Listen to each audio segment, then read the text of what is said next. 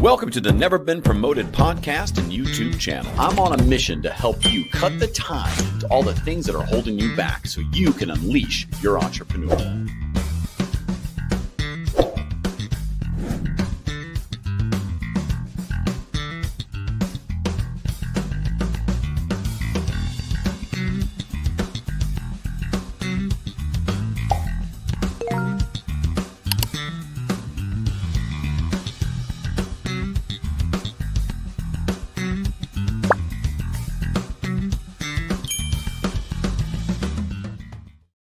Welcome to Never Been Promoted. Hello, I'm your host, Thomas Helfrich here in Atlanta, Georgia. Today we had an interview with somebody from, I think they're from like London or England or something's falling down. And I think it's a song. I don't know. Does London Bridge actually fall down? I'm going to ask him this when he gets on. But anyway, David Roche, he is, gray area thinking. He helps first-time CEOs. So if you are a first-time CEO, or maybe even a CEO is just struggling, his coaching can help you, be successful. He has a book called Become a Successful First-Time CEO, and we'll talk about that.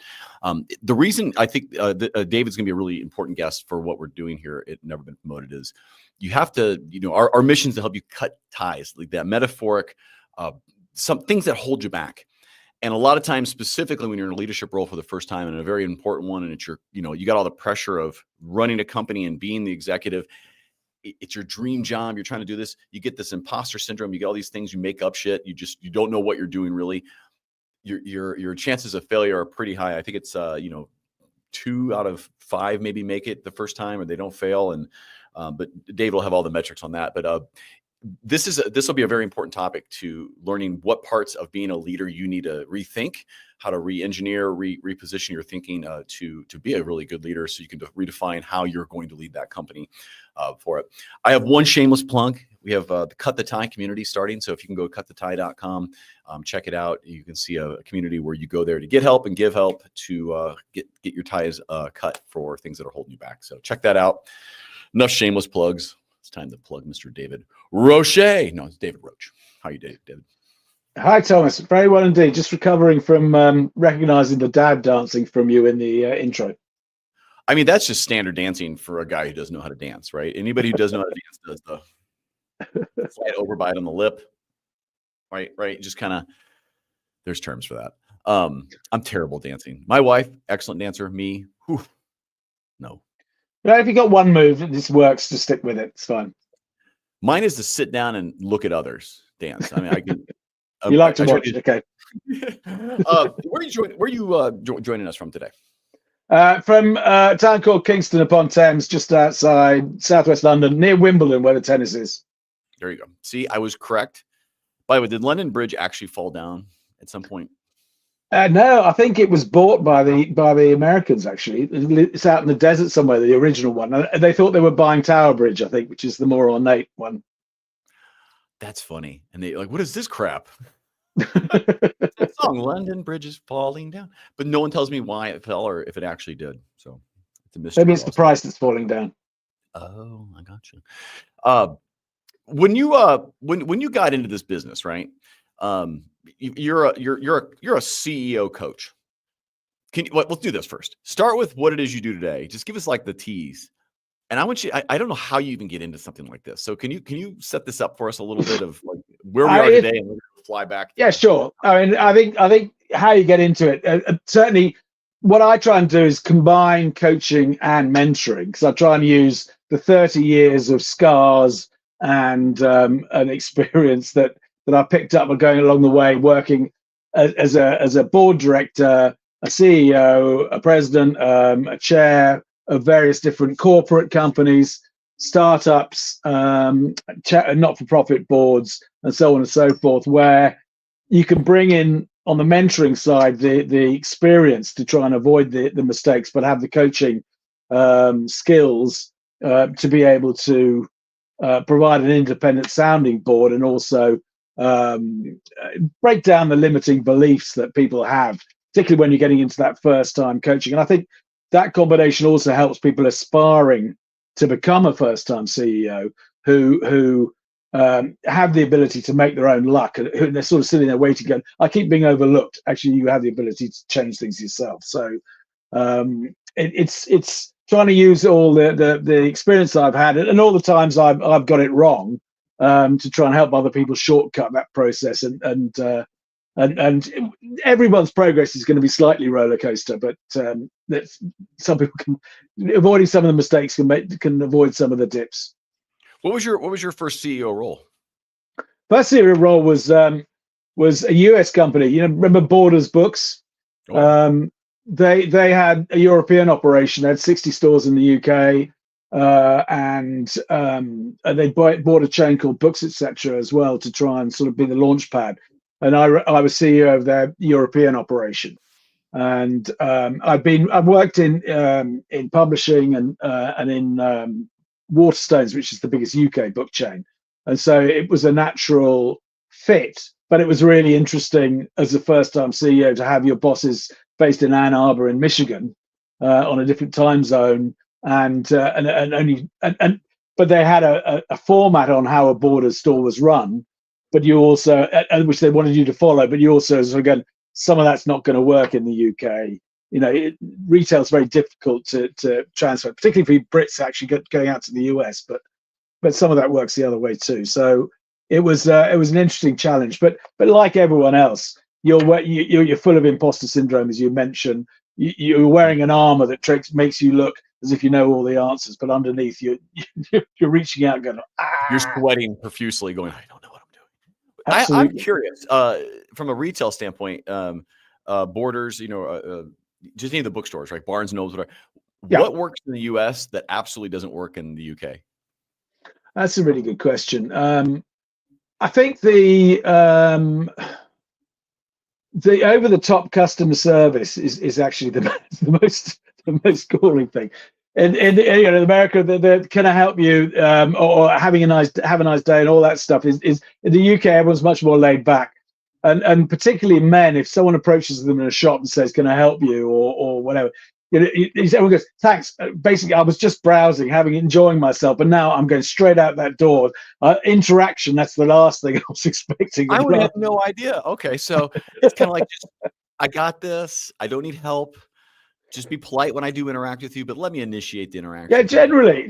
I mean, obviously, you do what interaction does lead to sales. So what I tried to instill in our teams in the stores was, don't say, "Can I help you? Are you having a nice day?" Whatever. Just go up and start a conversation. And the icebreaker was always, "What are you reading at the moment?" Yeah. All right. So and that suddenly got into, oh God, I'm reading this. I like crime thrillers, or I'm buying for a grandson, or whatever the hell it was. It just started something going, and then take it from there. That was the better way in the UK anyway. I think actually that would work in the US better, because then people they'd feel understood. There'd be some empathy of like, oh, totally understand. I have a grandson, or my friend just went through that too. If you need, at that point, you're like, well, we got a great section on it. If you need any help, or you just don't, just reach out. I'll tell you where to go. Or would you like a recommendation based on something? It also drives in command of knowledge. And what I'm getting at with being with the CEO is, you made a good point to recognize that's probably not going to work. These franchise type model US kind of companies, how was that rub with them? Were they like, do it anyway? Or yeah. I mean, they're what they don't see, they don't know, was the sort of rule. And yeah, the look of the stores was pretty good. The biggest difference, I think, the best thing that we transferred was the casual friendliness to the punters coming in the door, because bookshops in the UK were often like the sort of libraries you see in 1950s movies, where it's shh, and children were, don't touch any of the books, whatever you do, like, don't put that coffee down. You go. Whereas we actually just sitting there going, there's a Starbucks in the store, take the coffee anywhere you want, touch everything, play with everything, and parents sort of going, my God, I can bring my children to a bookstore without feeling I'm wrecking the place, and the dwell time as a result was much bigger, longer than with other bookstores. Not dwelling on your original piece, but my assumption is, because I used to go to those bookstores just to find the information I needed, be kind of pre-Google, right? And just to find it, and then I would leave, but I'd almost always buy a coffee. I figured like that has to be the model, is they just want you to buy a candy bar or a coffee. And that's where I wasn't sure, and never sure whether it was a measure of success or whatever. But often you find in the books beside the coffee shop had bookmarks in them sometimes. So people obviously came there every day for lunch and went, right, okay, where was I? That's awesome.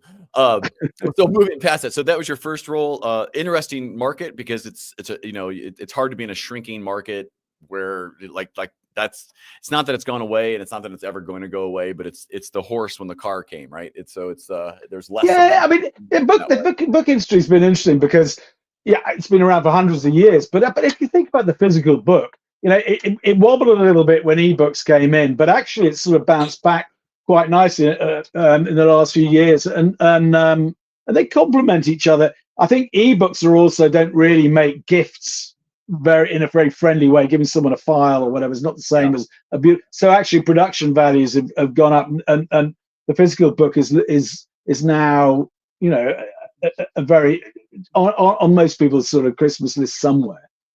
So I think it's held up pretty well. And actually, I used to work at HMV, which is the biggest chain of entertainment stores here, certainly I've experienced the digitization of the music industry and the film industry as well, and games, and I think the book industry's relatively done okay. So from that, right, that was your first one. Take me through this next few, because what I want to set up are kind of like your credentials of, hey, you went through that, didn't work, went through this, didn't work, went through this, didn't work. Like, take me through the CEO journey. Well, I guess the journey, but just leading up to that appointment was always, I did psychology at university. I did a professional qualification in hypnotherapy, and it was relationships and why people think it was always interesting to me. And then I ended up working in retail, which was in a company that was, we used to have a stamp which was actually literal as well, not just metaphorical, which had JFDI on. I don't know if everyone knows what JFDI stands for, but it was just effing do it. We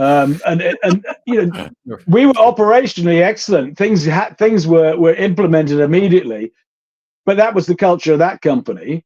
And then moving into Waterstones, the book chain, suddenly 95% of the staff have got university degrees, and no one's doing anything unless you explain the rationale and they agree with it. And that, the JFDA stamp, it just that everyone would have just picked up sticks and walked out if you treated them that way. So learning the cultures of the company, I worked in lots of different departments. And I think the breakthrough bit was probably, I was put in charge of a project which computerized the whole retail system, from finance to stock control to store tills to everything. And it was a major project. And it was critical for the future of the company. Suddenly, we could run things centrally in a way that allowed us to expand really quickly, whereas before it took years of experience to put people in the stores to understand how to run a store. And so it was a game changer. And this suddenly gave me access to all the departments, experience of all the departments, how it all fit together. And to me, the biggest interesting thing around that, and I spend a lot of time talking with people, is that sort of journey up the greasy pole, where you are a specialist in a lot of cases, but suddenly that specialism often in engineering companies, in chemical companies, the best chemists, the best engineers promoted, and then suddenly is in management, and they're going, hang on, I don't. One, I'm no good at this. Two, I don't want to do this. I want to carry on with my research. But management can be trained. But I think no one talks about the other side where you're a generalist. You're going, I don't have any specialist skills. I'm a jack of all trades, master of none. But actually, as you go up, what you need to understand is being a generalist is in itself a specialist skill. Well, being an effective manager is definitely or leader. Yeah, is certainly a skill. But at the top of the tree, you are a conductor. You've got your all different parts on the stage around you, an orchestra conductor, and they've all got their own characteristics. The brass are totally different to the strings and whatever, but they all need to come together, and you provide the score, the tempo, the passion, the vision, and actually you need to listen, you need to trust, you need to bring this together. And actually the whole thing is about making the sum of the parts greater than the individuals. And interesting for the CEO, they're the only one who actually doesn't contribute to the overall experience. But I think it's an interesting analogy. Keep the wrapper that keeps the package together, so to speak. So you have the experience, and along that journey, right? What would you tell your former self? Like, what would right now you'd say? All right, listen. How would you think differently about your role as a CEO or your I mean, it's obviously that accompanies the dips, and there was a couple of times when I had ups when I was given a role after that project manager thing, a role on the board, and it as product director, sort of head of buying and marketing, and on the board, and that was a real surprise to me and to everyone else. So you accept that and go, okay, I a bit of imposter syndrome, but I'll manage this. It's great news. But then there's the dips when I was at one stage I was offered the first managing director role. And this was a sort of dinner behind the scenes with the chair, and it was all going to be confirmed in 2 months' time after Christmas. We'd been through a couple of MDs that we brought in from outside. It hadn't worked, and it was definitely going to be, it's your turn, your time. And so I kept my nose clean, and I was told by sort of friends of the chair, just don't put a foot wrong. It's all going to happen. It's all looking good. And then I had a meeting in January. I thought this is it. It's going to be confirmed. And the guy said, I've changed my mind. They're not going to give it to you. Da, da, da, da. And some strange little operational reasons, which were I realized later irrelevant. And I'm sitting there going, how unfair is this? Da, da, da, da, da, da, da. And this was the first point I really understood. Hang on, that you're going to deal with the person in front of you, and that's going to be very different to how you deal. There's no rule book for this. And for that particular person, what they had wanted to see, without asking me or telling me, was me to assume the role and actually fix things and take on that leadership role in advance, without any confirmation. Whereas my advice I'd been given was do completely the opposite. And so I spent a lot of time talking to people who are aspiring to be CEOs about, don't wait to be given the stripes before you assume the role. You can make your own luck. It's like sort of waiting to be given the car keys to prove you can drive. I mean, in that instance, though, you certainly have to play the person, because the other person might be like, "That's arrogant. He shouldn't have done that." And the next guy might be like, "How did he not step up? He was told." Completely and utterly. It's like you're the board. Completely utterly. And I think that whole transition piece is really key to everything.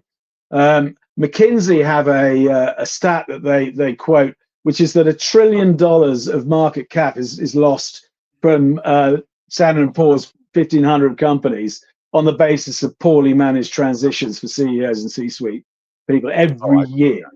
Every year. Oh, every year. Holy cow. Yeah. You can quantify that. I mean, it is McKinsey. Well, it's a big number anyway, and it recognizes that the transition's really badly planned. I think when you go for the job, the key question, everyone sort of goes, can you do the job, is the key question. And I sort of disagree on that, because when you get to the final shortlist, probably most people have the experience and talent to be able to do the job in some way, shape, or form. I think the real question is, can you be trusted to do the job? Yeah, And can you be the particularly, job? Will you live can that? you, particularly for the internal candidate, you have the chance to build that trust all the way through the time you're there. Do you show that you can take on stuff outside of your comfort zone and experience and make it and do well at it? Do you show an interest in all the departments and how it all fits together? You know, do you show that you accept and welcome the tendencies for the stuff that you haven't had to do before, which is it's always this incredible shock. That's the first time I see you go, oh my God, it's much more difficult than I thought it was going to be. So that can you be trusted, I think, is critical. But you know, I think once you've got the job, that transition piece, suddenly they spend all their time concentrating on, right, who are we going to appoint? Right, great. And then suddenly it's right, here's the 100, you know, where's your 100-day plan? You're off and running at 100 miles an hour. You've got to tick, tick, tick, tick. And actually it's building the relationships around you with your senior leadership team, with the board above you, across the company, within the industry. It's all those relationships which actually are going to underpin whether you're going to be successful or not. Yes, you might tick off a couple of things on your 100-day plan, but if you haven't got everyone on your side, the senior leadership team's going to have probably one or two people there going, I should have got the job, Right. but are giving you false signals. There's probably one person there who should have been jettisoned ages ago, and they suddenly see this as a new opportunity, my final chance to save my career. So that'll be extra helpful, certainly on the surface. Isn't that the rule of any job? The person who greets you first is the most helpful, is the one that ends up being the most and the worst person for you at the job. I mean, without fail, that's been my career. The person who was like kindest and like most helpful, wants to take you to lunch the first day, is the one that was most threatened and ends up fucking you at the end. Like, yeah, they're at the end of the plank. They should have walked ages ago. Generally, so they've dug this 6-foot grave multiple times and no one ever pulled the trigger. Right?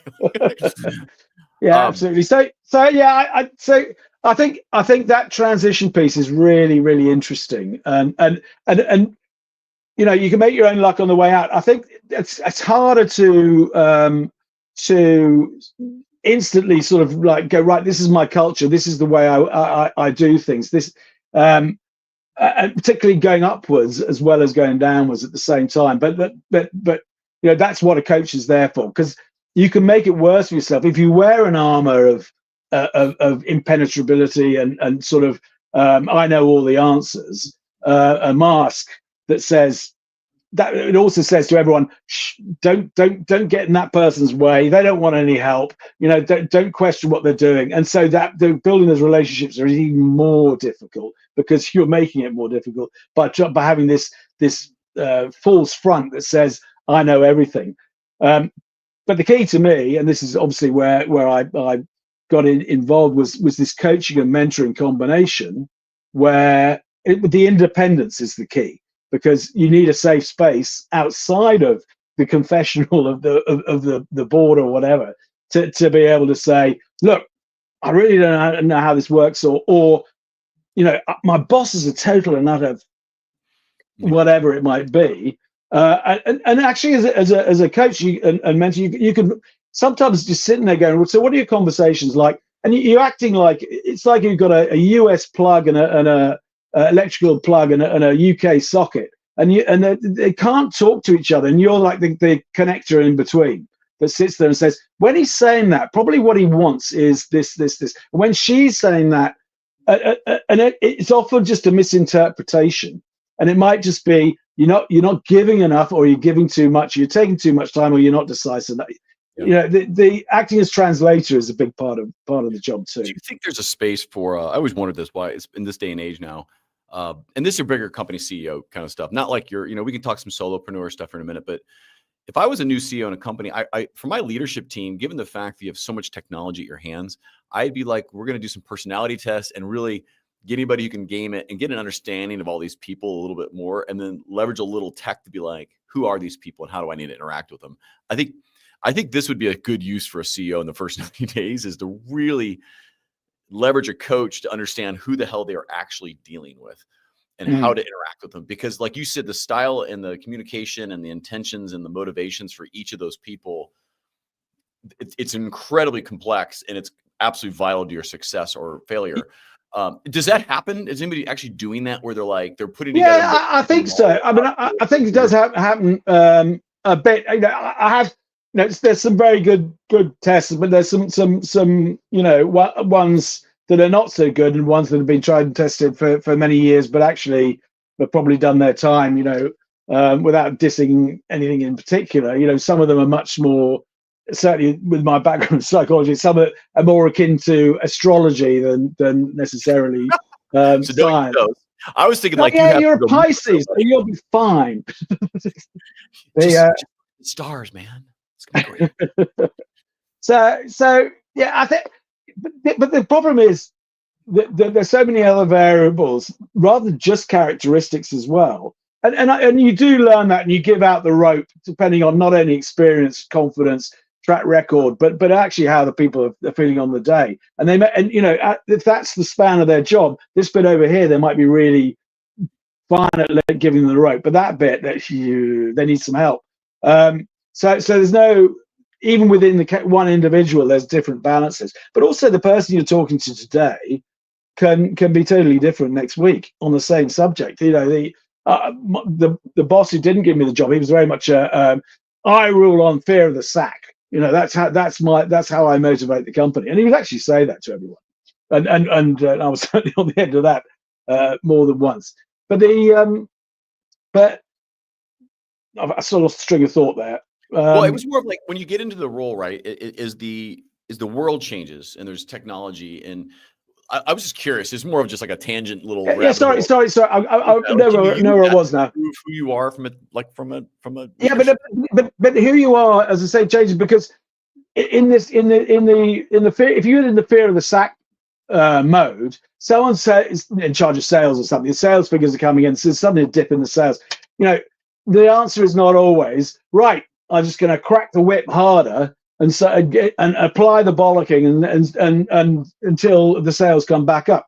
And you suddenly need to be able to have those conversations where you can get to the cause, which might be, last week you thought this and we agreed that.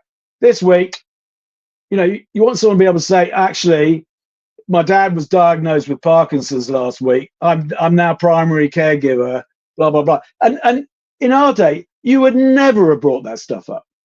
Back in the day, with the fear of the sack, this was that would be a weakness. But actually, these days, it's a very different relationship that you should have with your team. And it's all about getting the best out of people as a team together, rather than cracking the whip to try and make sure that the Tigers stay on their seats around the ring. And this comes back to your first point about being an effective CEO, is the transition, because that's still a transition problem, right? Where you have old guard, new guard, somewhere in between. We used to do it this way. We always do it this way. And a good leader recognizes the state of the art in the moment versus who's there and who can and can't be there, which always it introduces a whole other things of like ageism and everything else, right? And there's also this young groups are like, hey, we still do things this way, but you don't want to work or whatever it is. Pivot the conversation a little bit to, because we have a lot of entrepreneurs, first-time CEOs in their own company, and they are truly figuring it out by themselves, and they're adding a team member, and then maybe they're doing their first hires. You want to give me like a listicle advice of what the best CEOs on the planet, they all do X, Y, and Z, so you should too. That's a really good question, and I think I often wrestle with the difference between entrepreneurs, particularly in startups, and corporate. And certainly coaching and mentoring, I feel I can coach in any field, in any industry, but mentoring, I feel more comfortable in a corporate environment because those relationship things are probably more prevalent, whereas an entrepreneur has the relationship issues plus everything goes with trying to keep the show on the road and keep the cash flowing. Right. It's a different dynamic, but as they build their teams and they become the leaders, like not being arrogant or a know-it-all is probably absolutely. I mean, I think it's knowing your limits. I actually I've chaired a couple of startups in my time, and I've just taken on the last 3 months chair of a new startup, and I'm really enjoying it. But boy, it's exciting. Boy, it's scary. Boy, it's all those things.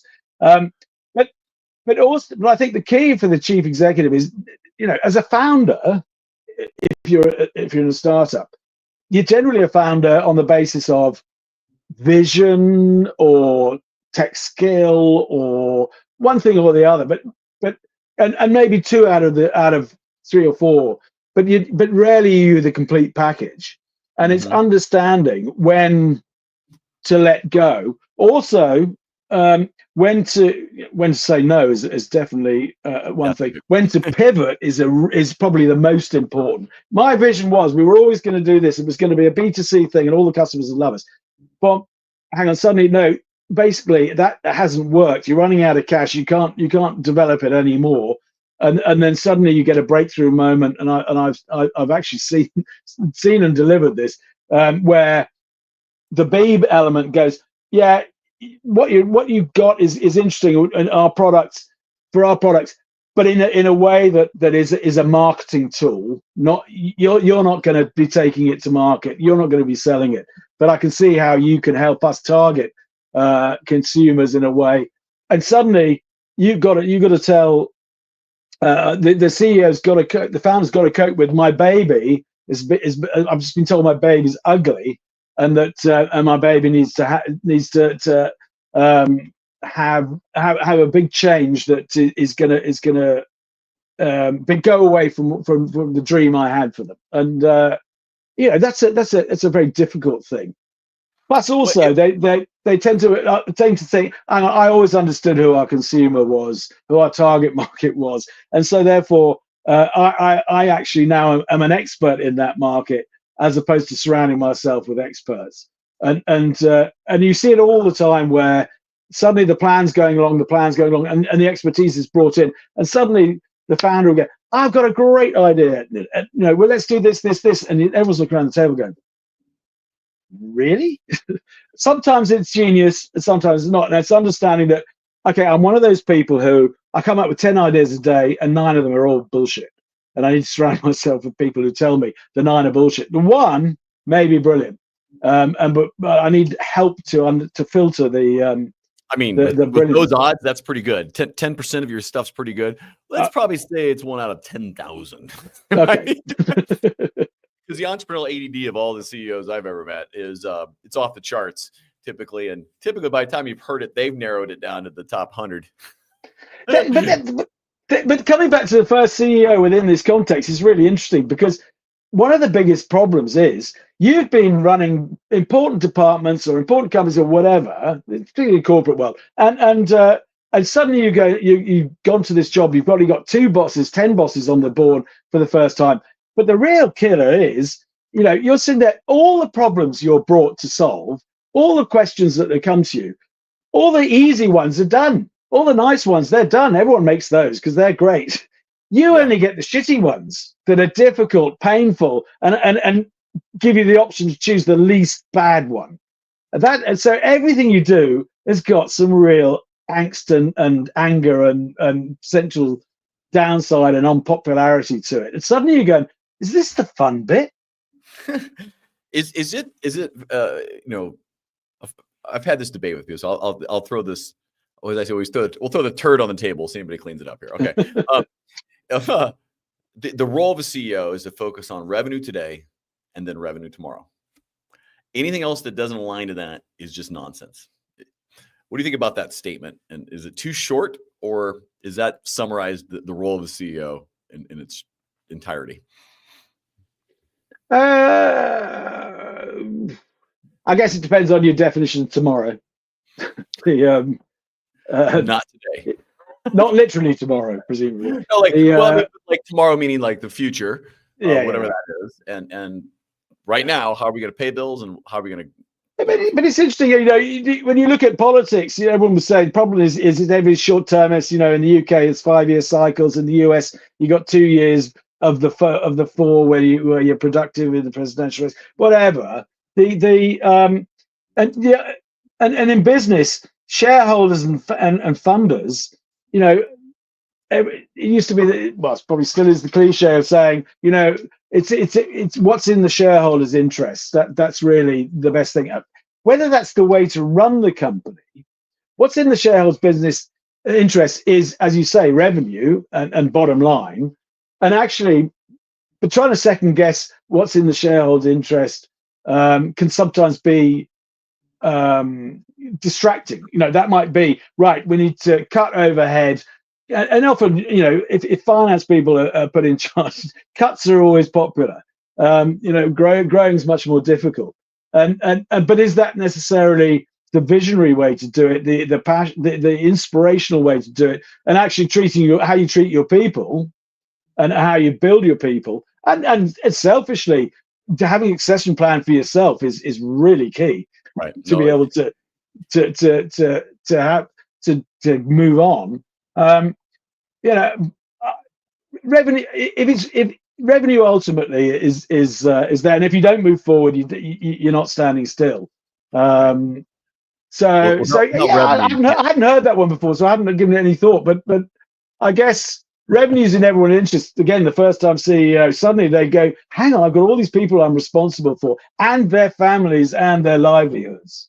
Honestly, I don't think most CEOs think that way. Because it would be like, because the cuts and people are gone too easily for that kind of thing. Like maybe I just think people are like, no, it's numbers. You're a number. I'm also a little more negative towards that. I'm just because I've been through that, and other people have too. But the CEO's role as a front man is a really interesting thing, and that's the same with founders and entrepreneurs, probably even more so. And arguably, it's much easier to get a following as an individual than it is as a brand. And if you look at brands, how many followers does a brand have versus the figurehead? If you look at a Bezos versus Amazon, or Musk and Tesla, and so on and so forth, the individual is everything. And actually, that means not only pride in working for a company, but also the ability to attract the best talent. You may not have the same revenue, but everyone goes, that's the person I want to work for. Give me your flagship story of the CEO that you helped turn it around or become successful. What you're selling? I always call it your selling story. This is by the way, everyone. This is our precursor to the shameless plug for his book and services. So, what is the? Hey, you gotta have shameless plug. I don't know, but people who got on to become far more successful than me, and who I now try and tap up for investment when I join other companies. I think it's more moments where you start off as someone. There was one person I worked with. She was a first time CEO, and she would say in one breath, "I'm crippled by fear every day I go to work." And then 20 minutes later, when you're saying, who's the best person you've ever worked for? And then she said, oh, well, I haven't worked with anyone who I haven't overtaken within 3 months. And you're sitting there going, God, boy, within half an hour, you've got this sort of basket case of imposter syndrome to this incredible, all conquering sort of confidence. And how do you take that person to becoming a more balanced person? Because actually, 8 or 9 out of 10 leaders do have doubts about their abilities and experience. It's the 1 out of 10 who doesn't that I'm more worried about. Who makes a better CEO, a man or a woman? Personally, I've enjoyed working for women more than I've enjoyed working for men. Purely because it's the game they're playing is success for the company, revenue in whatever measure you choose, and that's what the subject is. You're talking about the majority of the time. With men, I've seen working for some big bold characters, and you get that in retail. And certainly retail in the 90s or whatever, and early 2000s. There was a lot of ego, there was a lot of testosterone, there was a lot of other stuff getting in the way potentially of making the right collective decisions for the success of everyone. Okay, loaded question. Who makes a better CEO, a Republican or Democrat? Don't answer that. I'm just messing with you. I wish I knew more about US politics. We're just trying to get the algorithm. We're messing with technology right now. When did you write the book, and what I mean, I maybe guessed the inspiration on it, but what was the moment you're like, I got to write a book about this? Like in okay, your so book, do you have the book? You want to show it? It's called Become a Successful First-Time CEO. It's available on Amazon.com, and it's mainly I've tried to put as many anecdotes and true stories and whatever in it, because to me that stories give you emotions, and actually it's people remember how they feel, not the bullet points on page 38. So it's about relationships. There's not necessarily so many right or wrongs or how to's. My editor described it more as a why to book rather than a how to book. And I say lots of stories on how to get it wrong. Some are quite amusing. And the best review I had was from a CEO who read it and said, most business books don't have the ability to become a genuine page turner, but this one does. So I took that as a compliment. Maybe it means it's slightly flippant for the business community, who people who devour business books. I'm not a devotee of reading business books the whole time. I love reading fiction, and I think you learn as much about those relationships and those characters and empathizing and get more diversity. So some of those big business books are fiction. Yeah, that's for sure. You're not going to name names. They've never been on the show. But my coach, I originally became a coach actually to become a better when I left corporate life, then I became a consultant, and then moved naturally from consultancy into non-exec director and then chair roles. I did the coaching course then because I thought the ability to ask good questions, to support, to challenge, and so on and so forth, were the same for non-exec and chair roles as it is within coaching. But then it was the melding, the mentoring that was the key thing, because I had a coach when I was the first-time CEO, incredibly helpful, but sometimes you're just going, just tell me what to do, and you're busy people. CEOs are busy people, so the coach is in there going, no, you have to you have to arrive at it yourself. What else could you do? You sit there going, I've got 5 fucking minutes. Sorry, I've got 5 minutes. Before the wall comes down. What would you do? And the coach would sit there going, no. But a coach with a mentor, what I found, and this is really interesting, if a CEO is completely stuck, I would say, okay, let me just tell you something that happened to me. It has some similarities. And he started telling some story, blah, blah, blah, blah, blah. Within about 30, 40 seconds, they would suddenly go, stop. Something you just said clicked in my head, and I could see a way forward in my own thing.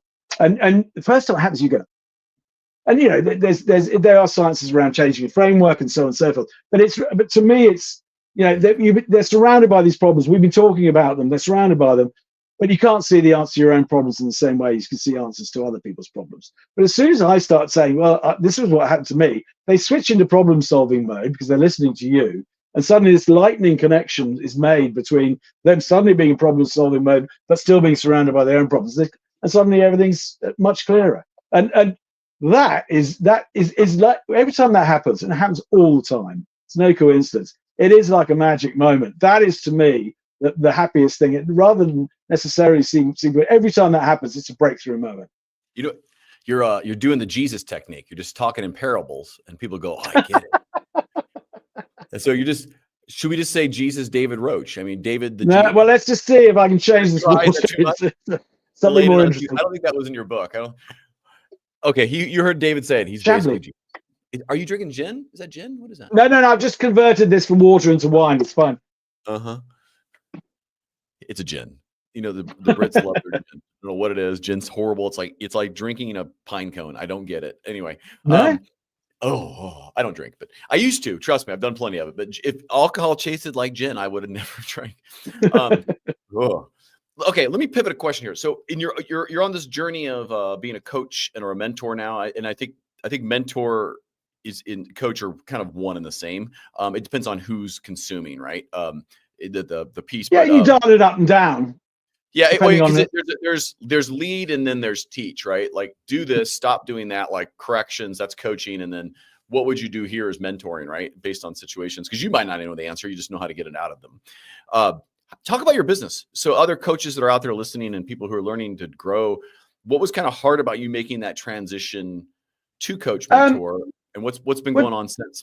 I mean, to be honest, I still am chair of two companies. I chair London Book Fair, which is the biggest annual book fair in the world in the first half of the year, and I chair a startup, and I act as so. I still do work over and above to keep my hand in, if you like, as well as the coaching. So I only have time to work with sort of very intensely with 4 or 5 new CEOs. So to me, I haven't had to just do that, to the exclusion of everything else. And I think that's been quite important for me because it's helped me sort of understand the urgency and relevance because I'm still experiencing it myself. So I don't know, I think that I'd like to answer you in a parable, if that's okay. I mean, that's what Jesus would do. Basically, where the coaching and mentoring thing clicked with me, I love scuba diving. I've dived all over the world, and I did a free dive. I'm probably too old for it, but I did a free diving course, no tanks or whatever, a few years ago, and I wanted to have a trainer, a teacher who had done, knew exactly what they were talking about. So I didn't run out of air when I'm sort of underwater and breathe wrong and potentially do myself a lot of damage or worse. So they needed to know their shit. But also, on the first morning, I realized, my God, shoved in a pool, hold your breath. How long can you hold your breath? You go 30 seconds, 40 seconds, whatever it is. And they're sitting there going, okay. With it, and you're going, I can't do it for any longer. And they're going, yeah, it's amazing. So a little bit of learning on the chemistry of oxygen and etc. and the physics of how you breathe. Plus, the killer is knowing you've got these limiting beliefs and coaching you around them. Within 2 hours, I'm holding my breath for 3.5 minutes. Oh, wow. And you're sitting there going, geez. Within 24 hours, I'm diving down to 25 meters, and it's just like you're sitting there going, this is insane. And so that was when I suddenly went, my God, this coaching and mentoring combination is the absolute winner. I genuinely think it can produce extraordinary things. And certainly, if it just been the coaching about the limiting beliefs and everything else, then I don't think my brain wouldn't have said, I don't trust this person enough to be able to do it, or don't trust myself. Whereas the mentoring went, these people really know their shit as well. They've been there, done it themselves. And if they, if you get a little too confident on that dive, you go brain dead, which is great. Yeah. So just know that. And then coaching. Well, if that happens, you don't have to worry about anything after that. Yeah, it's over at that point. Just conscious of time. So how do you want people, like, first of all, who's the ideal person who should get a hold of you, and where do you want them to go do that? Yeah, I would say, and it's maybe slightly disappointing for your audience if they're pure entrepreneurs and at the beginning of their own journey as a startup person.